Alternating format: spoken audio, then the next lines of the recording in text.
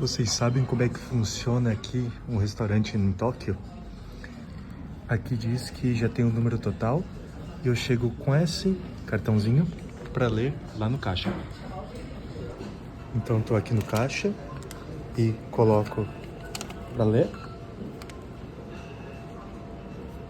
Tá em japonês. Chutei que era esse.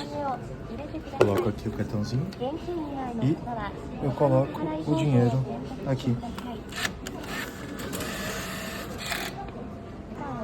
Então ele já disse que eu vou ganhar um troco de 650, porque eu botei 1.000, foi 350.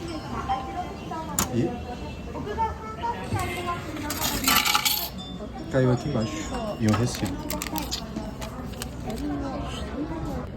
E aqui tudo abaixo de 1.000 ien é tudo em moeda.